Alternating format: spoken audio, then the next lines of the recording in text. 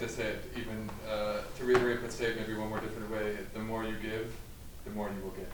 And so if you just sit back and do your research and finish your PhD, that's great. Of course we want you to finish your PhD, but if your thinking and action doesn't change, if you don't make an outreach through apps or to an IBM colleague, then you'll get nothing back. And so you must be proactive.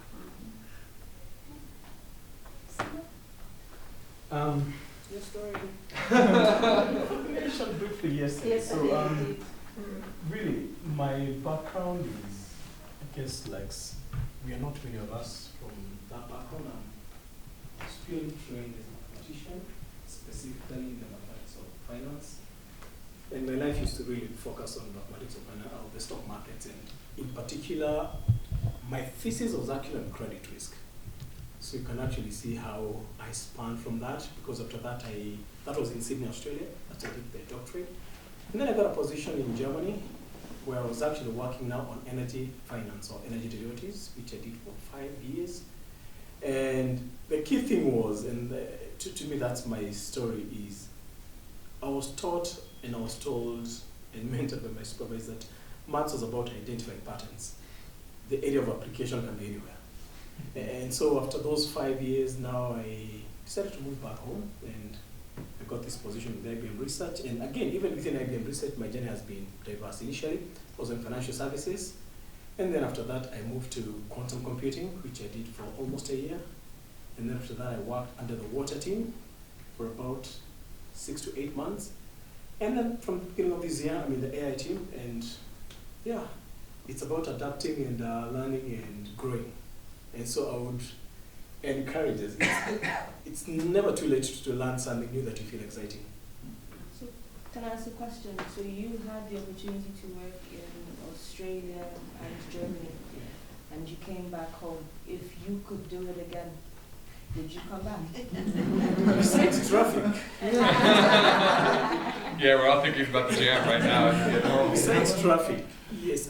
He's actually highlighted something that, and I think that's what I mentioned to you. So,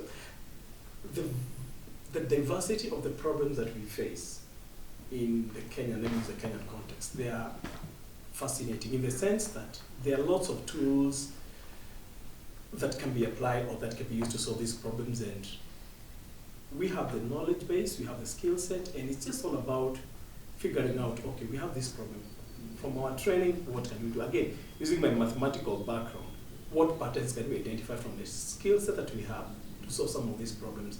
I liked what you talked about, AI informing policy. I mean, we definitely need that.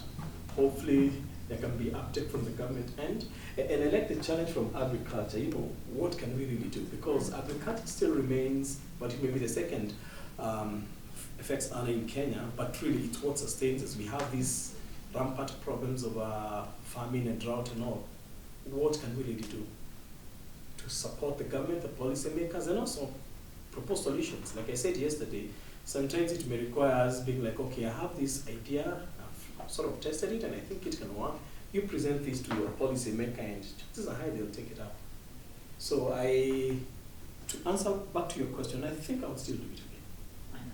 Yeah, I'll still You do don't it. apply some method, model, give a more concrete answer? Yeah, let me say this. The other beauty that we have, I will say this, my 5 years that I worked in that energy trading company in Germany, there's a lot of structure because systems are already running. Really, you don't reinvent anything.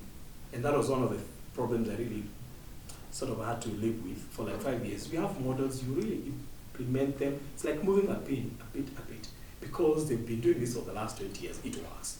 It gives them money, so sometimes you're like, okay, what's there to change? But here now we have a setting where enough of these problems have never been tackled. We are free to be creative and experiment with. So it's a good opportunity.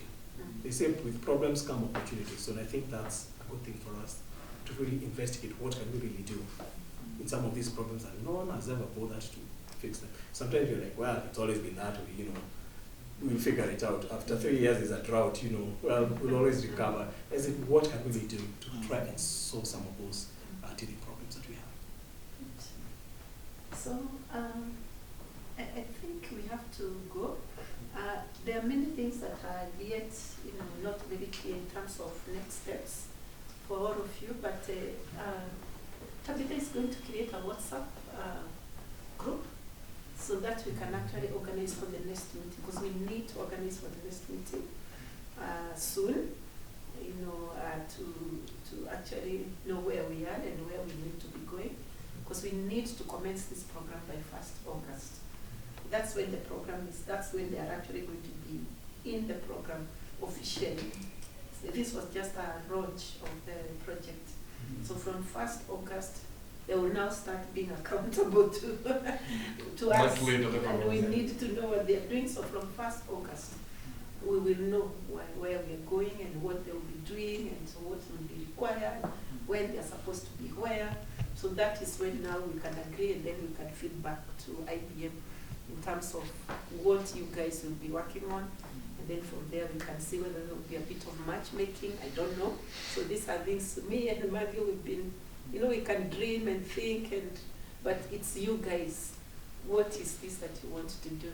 So from 1st August, Tonya, we will get down to real business. I know there's an MOU we are supposed to sign, but we cannot sign until we know what kind of people we have, because we can sign an MOU and decide this is what we expect IBM to do, but maybe they don't have the kind of people we have. We're here, we're not going anywhere. Yeah, so we will actually sign the MOU much later once we know what kind of a team we have and what is this that IBM can support you in. But until that time, nothing much can happen. So good. So we'll organize for a meeting.